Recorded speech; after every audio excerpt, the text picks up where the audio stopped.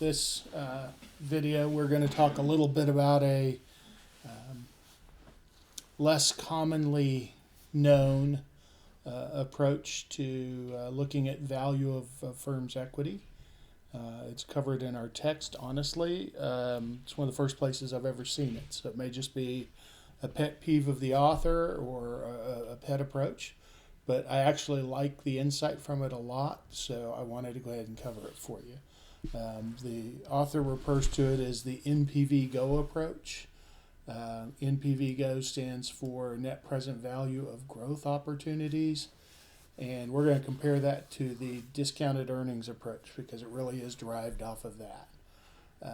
I will say that this NPVGO approach is probably less of a valuation approach and more of a different take on the discounted earnings approach that maybe gives you a little different insight. If you recall, the discounted earnings approach again uses earnings per share. You see that down here as the cash flow instead of free cash flows, but otherwise it's just a growing perpetuity. If you use that discounted earnings approach with earnings per share, then you get something that looks just like this, which is what we've already solved in another video. But if you apply a little bit of an algebra, that formula can be rearranged so that it looks a little different. It becomes that the value of equity, in our case that would be the stock price, is equal to the earnings per share, the forward-looking earnings per share divided by the discount rate. So this is just the discounted value of current earnings. There's no growth in it. Plus this other factor, which is the stock price times some growth rate, discounted at the fair market value or at the discount rate. And so the first term over here really is just the value of the firm if you were to assume that it generated the same earnings into the future as what you're expecting next time. There's no new growth opportunities out there. Now that doesn't mean that it doesn't invest, but it invests enough to maintain the current earnings. So think of it as that it is investing what it needs to do to maintain its equipment, its market share, all those sorts of things, but it's not going out and finding opportunities that generate returns in excess of its discount rate. And so to the extent it invests for our firm, if you remember Disney has a 6-point-something% discount rate, it just has to have earnings that are that grow at 6%, so that when they're discounted back, they don't grow in value at all. The second term reflects the portion of the equity value. So really you're just taking the stock price and saying, let's split it into two pieces. This is the portion of it that's based on them just doing what they've been doing and giving equity owners the return that equity owners require. And then this second piece is the value in the price, how much of the price can be attributed to what investors think the firm will do as far as growing returns in the future. And so if you break that up, again, all we did was relabel that last term. So we're calling that the net present value of the growth opportunities, since it's the discounted value of that, or NPVGO. So we did an example on this. I think everything else that's in here you've seen. Here's the new formula. Stock price is $108. The cash flows, which are earnings per share going out the future view, so next year's earnings per share, we're estimated at $6.65. We got that off of Yahoo. Still using the 6.32% discount rate that we calculated with the CAPM. So we solve for NPVGO. If I go look over at my sheet, it's a much more simplified sheet. You don't need nearly as much information. We don't need to solve for the growth or any of that sort of stuff. We simply have that value. We have the earnings per share. We calculate the earnings per share divided by the discount rate. That gives us $105.20. So that's what the firm would be worth if you don't expect its earnings to grow at any more than the required return on equity. And then since it's valued at 108, the difference between 108 and 105.20 is $2.80. That's the NPVGO amount. All right, so we'll just relabel this. And so you can see that it's a very, very small part of the overall value for Disney. That most of their stock price right now, at least, seems to be based on that they will just sustain the earnings that they have now and have it grow at a moderate pace. And that's, to me, that's kind of interesting when you consider that that's what the earnings per share, the earnings, discount earnings, and the discount cash flow models basically said was, don't expect a whole lot of growth in these cash flows.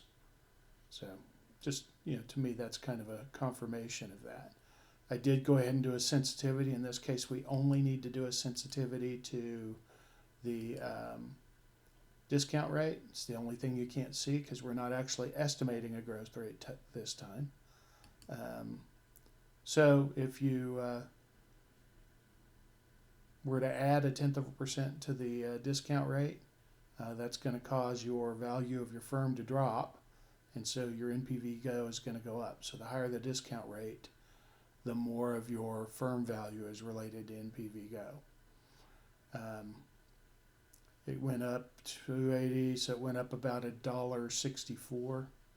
If we put a minus in there, the value related to current earnings is higher because they're discounted at a lower rate, so less of the value is related to future growth. So it goes from 280 to 111, so you dropped $1.69. So you're somewhere in that, call it $1.60 range in terms of the sensitivity. So we'll reflect that in here. It's about $1.60.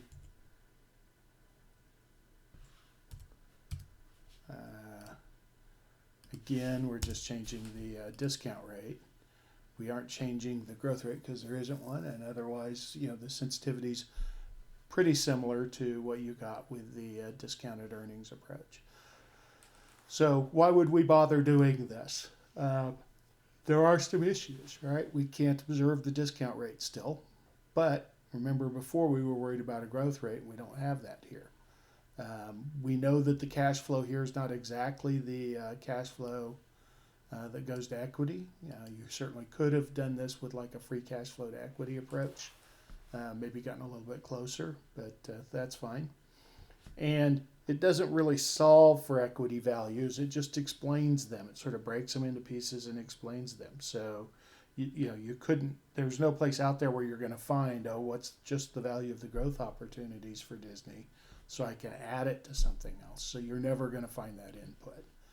But there are some interesting insights. Again, it's not particularly useful for solving the value of the firm. It does more help you break it up into its two pieces. It really leaves you with sort of this question, and maybe that kind of puts a point on its value. So if you were going to invest in a stock, and you had two stocks there, and it's a lot of similar information related to them, but one of them, the price of the stock, when you went and looked at the price of the stock using this NPVGO approach, you saw that most of the price of the stock was pretty much based on their ability to do what they've already done in the past, which is to generate returns consistent with the required return to equity investors. They don't have to go find some amazing new thing that they haven't done yet to generate value. Or would you want a stock where most of the price, maybe even more than half of the price, seems to be related to their ability to generate growth opportunities in the future? A lot of technology startups, Google's a great example of that, Facebook's a great example. They had almost no cash flows initially. And regardless of what you said in terms of discount rates, when you discounted their earnings per share, by whatever discount rate you used, you got a very small value compared to their overall stock price. And so maybe 80 or 90% of the price you were paying for their stock was your belief in their ability to create cash in the future. And so, in my mind, now I'm not saying that has to be your answer, in my mind, it's a much riskier bet to buy a stock based on that it will be successful in the future than it is to buy a stock based on its past returns. At the same time, I would guess, and I haven't looked at this, but I would guess that the required return on a stock is quite different when its value is based on demonstrated ability. I think those probably have fairly low required return because there's a lot of certainty around the performance of the stock versus a stock where the cash flows have yet to be realized. I think those probably have fairly high discount rates that reflect the fact that people are concerned with those stocks. And I'm not sure all of that would be reflected in a beta, but I'm just, that's my guess. Might be a nice study to do. Anyway, so I wanted to cover this NPVGO for a couple of reasons. One is I wanted to show you, that it's possible to sort of take these simple formulas we've used and rearrange them and maybe extract some new insights out of them. But also to show you that sometimes the value of a theoretical model is 100% in the insight, and really there is no possible way that you could use it truly as just as a valuation model, and this is an example of that. So, thank you guys.